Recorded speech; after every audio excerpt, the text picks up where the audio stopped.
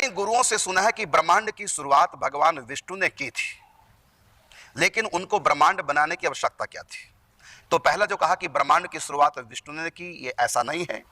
और अगला कहा ब्रह्मांड बनाने की आवश्यकता क्या थी। पहले इसी पे दें, क्योंकि दो अंश हैं इस प्रश्न के, कि विष्णु भगवान ने ब्रह्मांड बनाने की शुरुआत की। आप क्या कहना चाहेंगे? सर्वप्रथम पूज्य श्री महाराज जी के चरणों में साष्टांग दंडवत प्रणाम, साथ ही सभी वैष्णव वृंद को भी दंडवत प्रणाम। भगवान प्रकृति को बनाते नहीं है, बल्कि इसको जो है संचालित करते हैं। बिल्कुल। जैसा कि ठाकुर जी गीता तो में प्रकृति को कौन बनाता है?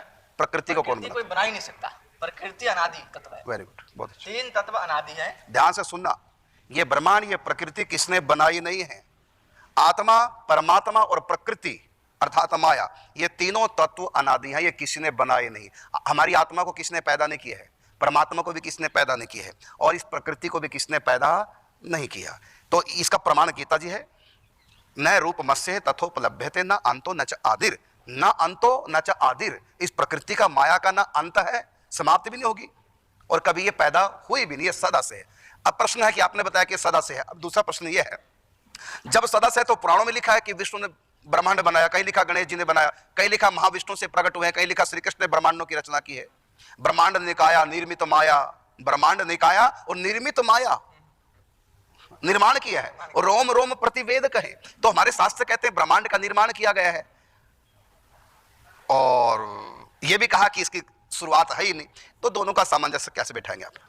इसका हम एक उदाहरण से सामंजस्य बैठा सकते हैं। ये तो विरोधाभास हो रहा है। जैसे कि महाराज श्री एक दूध है, तो दूध है, तो दूध हमने बनाया नहीं, दूध हमारे पास है, दूध हम बना नहीं सकते। दूध गैया से मिली, वन तत्व है, ये कह सकते हैं। तो दूध हम बना नहीं सकते, दूध हमको मिला।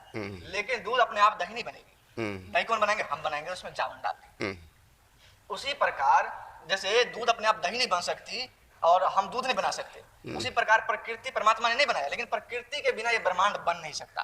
और भगवान के जामन, जैसे दूध को कोई जमाने वाला चाहिए, भगवत इच्छा, भगवत इच्छा रूपी जामन लगाएगा काल के द्वारा प्रेरित करके, तिगड़ों में विक्षोभ उत्पन्न किया। प्रकृति के जो तीनों गुण हैं, सत्वगुण, रजगुण, तमगुण, इनमें क्षोभ उत्पन्न हुआ, अनबैलेंस किया गया।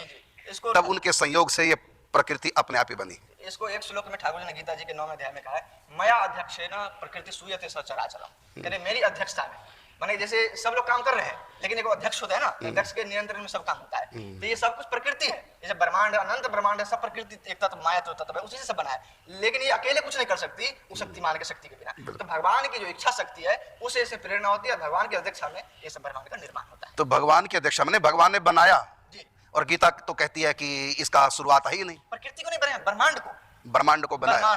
अब ब्रह्मांड की बात नहीं कर रहा, ब्रह्मांड जिनसे बना, मूल प्रकृति की बात करो। प्रकृति वो तो अनादि है, उसको कोई किसी ने बनाया, वो तो अव्यक्त है, उसको अव्यक्त कहा गया है।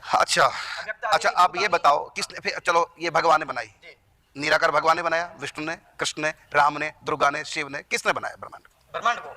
अब इसमें भी है महाराज जी, इसमें भी 5 भेद है। जैसे परमात्मा के जो 5 रूप है, उसमें कभी किसी से उत्पन्न होता है, कभी किसी से उत्पन्न होता है। जैसे आपकी बार मान लीजिए महाविष्णु है, महाविष्णु के एक रूप में ब्रह्मांड बनते रहते हैं और नष्ट होते रहते हैं। देखो, आपने पूछा है कि ब्रह्मांड विष्णु बनाया, हमने सुना है, पढ़ भी लिया करो। कोई कुछ कहेगा, कुछ जो कह रहे हो सत्य तो कह रहे हैं, लेकिन किसी एक ब्रह्मांड की बात करें। ब्रह्मांड एक नहीं है, अनंत है, और ब्रह्मांड एक बार रचने का करोड़ों अरबों खरबों बार अनंत बार ब्रह्मांड रचा गया। अनंत बार प्रलय आती है, फिर ब्रह्मांड बनता है, फिर प्रलय आती है, फिर ब्रह्मांड बनता है, फिर प्रलय आती है। ये बनना और प्रलय, जन्मना, रहना, प्रलय, जन्मना, रहना, प्रलय, अर्थात सृजन, पालन और संहार, ये तो अनादि काल से होते रहे हैं, अनंत काल होते रहेंगे, इनकी शुरुआत है ही नहीं। आप ढंग से सुना करो, तब प्रश्न किया करो।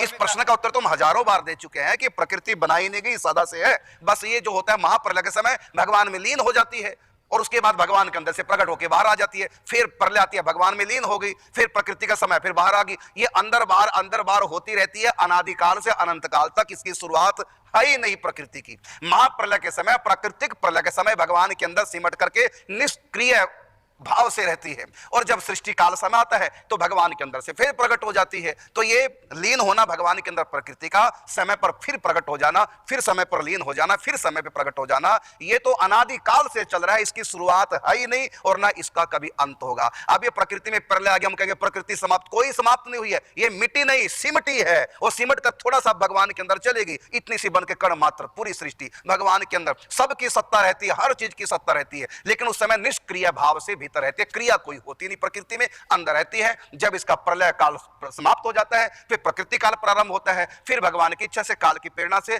फिर ये प्रकृति में विक्षोभ उत्पन्न होता है। तीनों गुण जो प्रकृति के हैं वो अनबैलेंस भगवान कर देते हैं, उससे फिर सबसे पहले महातत्व प्रकट होता है, धीरे धीरे पूरा सृष्टि का विचार होता है। तो ये विस्तार होना और इसका सिमटना, फिर विस्तार होना, फिर सिमटना, ये अनादि काल से सृष्टि प्रलय चल रहा है और अनंत काल तक सृष्टि प्रलय चलता रहेगा। गीता में इसी बात को कहा, न अंतो न च आदिर न च संप्रतिष्ठा। तो इसकी शुरुआत है ही नहीं। अब अगला प्रश्न लेते हैं। समुद्र की लहरें की तरह। हाँ बिल्कुल, यथा के श्लोमानी का है ना। बिल्कुल। अगला प्रश्न महाराज जी आपसे कि ये मेरे लिए कह रहे हैं कि आपने बताया था कि अगले कल्प में ब्रह्मा जी की उपाधि भगवान हनुमान जी को मिलेगी, तो जो अभी ब्रह्मा जी हैं उपाधि पर है, उनका क्या होगा? तो जैसे कि अभी आपको बताया था कि कल हर बार नए नए ब्रह्मा विष्णु महेश, हर बार फिर समय पूर्ण हो जाता है, फिर लीन हो जाते हैं ब्रह्मा विष्णु महेश भी वो अपने निज स्वरूप में। ये उनका एक प्रकृति का रूप है, प्रकृति में आता है, और एक इनका प्रकृति के पार का रूप है। तो ये ब्रह्मा जी कभी कोई बनता है, कभी कोई बनता है, और कई बार स्वयं भगवान बनते हैं। लेकिन इस समय विष्णु, शिव, दुर्गा, गणेश, सूर्य, ये तो स्वयं भगवान बने। और वर्तमान में जो ब्रह्मा है पंच परमेश्वर में, वो ब्रह्मा जी भगवान नहीं, कोई जीव है जो मुक्त हो चुका था भगवान की उससे, तो वो ब्रह्म पदवी को प्राप्त हो। महाराज ये प्रश्न कर रहे हैं कि आपने बताया था अगले कल्प में ब्रह्मा जी की उपाधि भगवान हनुमान जी को मिलेगी, तो क्या अभी जो ब्रह्मा जी है उनका फिर क्या होगा? वो जन्म लेंगे? नहीं, वो तो प्रभु के पास चले जाएंगे, क्योंकि वो तो मुक्त होता है। इसका प्रमाण क्या? प्रभु के पास चले जाएंगे। जैसे गीता में कहा, आप ब्रह्म बूना लोका पुनरावर्तिनो अर्जुना। तो ये यहाँ से ब्रह्मलोक तक सब जन्मन के चक्कर में है, सब आवागमन के। तो ये फिर मुक्त कैसे होगे ब्रह्मा जी? क्योंकि वो तो भगवान की एक, तो ये जो ब्रह्मा है ये भगवान के जो स्वरूप है तो भगवान में मिल ही जाते हैं। लेकिन जो जीव ब्रह्मा होता है वो भी ऐसे तपस्या उसकी साधन रहता है जो जीव लोग में दोबारा आने की उसका संभावना नहीं होता, इसलिए वो प्रभु के पास है, अपने धाम में चले जाते हैं। बिल्कुल बिल्कुल। आपने बताया कि ब्रह्मा अगले से कोई कभी भी सृष्टि जब नई बनती है, नए ब्रह्मा विष्णु पंच परमेश्वर नए होते हैं, तो उस समय ब्रह्मा जी जो बने कई बार स्वयं भगवान बनते हैं, ब्रह्मा विष्णु महेश और दुर्गा और गणेश पंच परमेश्वर। और कई बार होता है यदि कोई जीव इस योग्य हो तो कोई जीव बन सकता है। जैसे ब्रह्मा जी अब की बार भगवान नहीं, कोई जीव है, तो कौन सा जीव ब्रह्म पदवी को प्राप्त होता है? ब्रह्मा जी कौन जीव बना? जो सायुज्य मोक्ष को प्राप्त कर चुका है, अर्थात जन्म मरण के चक्कर से जो आत्मा छूट गई और भगवान के अंदर लीन हो चुकी है, उसको बोलते हैं सायुज्य मोक्ष। जिसको सायुज्य मोक्ष मिल गया, जो भगवान के अंदर लीन हुई, उसमें कोई एक आत्मा, लेकिन उसमें तो अनंत आत्मा है भगवान के अंदर, तो जो भगवान के अंदर समा चुके अनंत आत्मा, कौन सी आत्मा ब्रह्मा बनेगी? केवल वो आत्मा ब्रह्मा बनेगी जो ज्ञान के मार्ग से सायुज्य मोक्ष तो प्राप्त कर गई, लेकिन उनके भीतर थोड़े से अंश में प्रेमा भक्ति का संस्कार रहा हो, उसी को भगवान ब्रह्मा बनाते हैं। भगवान के अंदर तो अनंत आत्माएं समा चुकी हैं, लेकिन हर आत्मा ब्रह्म पदवी को प्राप्त नहीं हो सकती। केवल वो आत्मा जो समा तो चुकी है, जन्म मरण से छुटकारा हो चुका है, लेकिन उसके अंदर प्रीति के, प्रेम के कुछ संस्कार हैं जो उत्पन्न माने प्रकट नहीं हो सके, ज्ञान उनके ऊपर हावी रहा। किसी संत महापुरुष की कृपा दृष्टि तो पड़ गई प्रेमी संत की, लेकिन वो पनपा नहीं बीज, ज्ञान मार्ग में चलते रहे, अंत में मोक्ष को प्राप्त कर गए, भगवत प्रेम प्राप्त नहीं कर सके। ऐसी जो आत्मा है उसको फिर अवसर मिलता है, तो वो दोबारा सृष्टि में भी आम जीव की तरह आ सकती है और ब्रह्म पदवी को भी प्राप्त हो सकती है। उसी में है ब्रह्मा जी वर्तमान में। तो आपने कहा कि अगले कल्प में ब्रह्मा जी बनेंगे हनुमान जी, तो हनुमान ब्रह्मा जी का क्या होगा जो वर्तमान में ब्रह्मा? ये भगवत प्रेम प्राप्त कर लेंगे, क्योंकि द्वादश भागवतों में ब्रह्मा जी का भी ना। आप बताएंगे द्वादश भागवतों के बारे में। स्वयंभू मनु नारद जी, स्वयंभू नारद शंभु महादेव कुमार सनकादिक ऋषि और कपिल भगवान, मनु महाराज, प्रहलाद जी महाराज जनक और भीष्म पितामह। ये द्वादश भागवत हैं, परम भागवत, भगवान के प्रेमी रसिक जन भक्त है ये। तो उसमें ब्रह्मा जी का भी नाम आ चुका है। तो ब्रह्मा जी का क्या होगा? जब ब्रह्म पदवी इनकी छूटेगी तो ब्रह्मा जी भगवान के धाम में चले जाएंगे, भगवान के अंदर नहीं समाएंगे, क्योंकि पहले कल्प के जीव था जो भगवान के अंदर समा गया, उनको भगवत प्रेम का अवसर मिल रहा है, वैष्णव बनने का अवसर मिल रहा है। इसलिए द्वादश भागवत के एक भागवत है, तो उनको कैसे जन्म हो सकता? हाँ, इसलिए उनका जन्म नहीं होगा, वो भगवत धाम में चले जाएंगे। अगला प्रश्न है, ब्रह्मलोक में जो पहुंच जाता है अपने पुण्यों के प्रभाव से, उसका दोबारा जन्म होता है। और आप ब्रह्म भूना लोका पुनरावर्तिनो अर्जुना, गीता में भी कहा ब्रह्मलोक तक सब पुनर्जन्मी है। तो ब्रह्मलोक तक जितने भी लोग हैं उनमें रहने वालों का सबका जन्म होगा। तो एक तरफ कहते हैं जन्म होगा ब्रह्मलोक तक सबका, और एक तरफ अभी बताया महाराज जी ने कि मुक्त हो जाएंगे। तो कैसे मुक्त होंगे? तो आप ब्रह्म भूना लोका पुनरावर्तिनो अर्जुना, उसका क्या अर्थ रहा? इसका हमारा ये है, जैसे स्वर्ग में भी देवता दो प्रकार के होते हैं। एक तो देवता हो जाते हैं पूरे मनवंतर तक रहते हैं, जैसे अजान देवता अजान देवता जिसको बोलते हैं, जैसे इंद्र है, अग्निदेव, वायुदेव है, ये सब जो है पूरे मनवंतर तक रहेंगे। लेकिन एक होते हैं जो अपने पुण्यों के प्रभाव से जाते हैं और फिर अपना पुण्य क्षीण होते पे हैं, नीचे आ जाते हैं। बिल्कुल।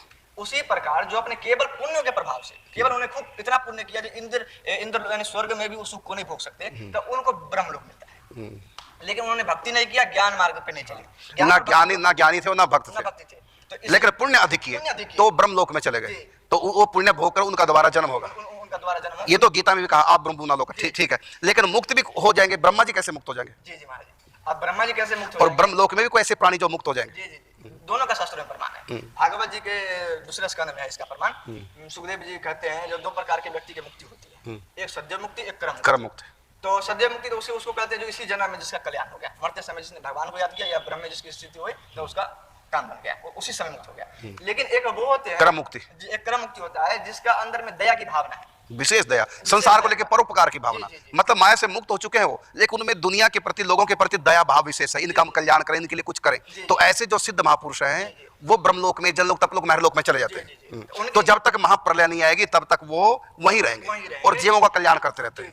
जीवों का कल, क्योंकि उनमें ये होता है उनकी दया भावना देखे कहते ठीक है तुमको इन सिद्ध मंडली में मिला लेते हैं, फिर उनको ब्रह्मलोक में उनको रखा जाता है, या जनलोक, तपलोक, महरलोक में भी रह सकते हैं। जिसकी जैसी स्थिति है फिर उनका उद्धार कैसे होगा? फिर उनका जो उद्धार है, फिर ब्रह्मा जी उनको अंत में उपदेश देते हैं जो ज्ञान महाप्रलय के समय, जी जी जब महाप्रलय आएगी, जी, हाँ, जब महाप्रलय ले आएगी अंत में, तो उस समय जो ज्ञान मार्ग के पथिक है उनको आत्म तत्व में प्रतिष्ठित कर देंगे, क्योंकि दया को भी एक माया का गुण कहा गया है। बिल्कुल बिल्कुल, दया सतोगुणी माया है, सतोगुणी माया कहा गया दया को भी, तो वो के सब तभी तो माया कहा ना कि दया बिन संत कसाई और दया करी तो आफत आई। जी, तो भागवत जी में तो ठाकुर दया भी फंसा देती है माया में, जी, बिल्कुल। ठाकुर जी ने स्पष्ट कहा है दया को भी छोड़ना पड़ेगा, भागवत जी में है श्लोक, दया को भी त्यागना पड़ेगा, जब पूर्ण प्रतिष्ठित होना पड़ेगा, बिल्कुल।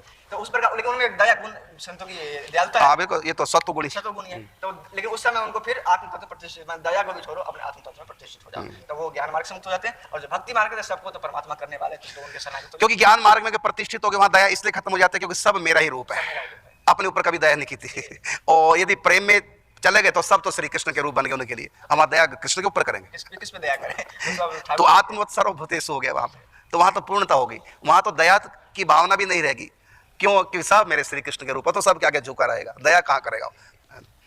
चलो बिल्कुल। अब अगला प्रश्न लेते हैं,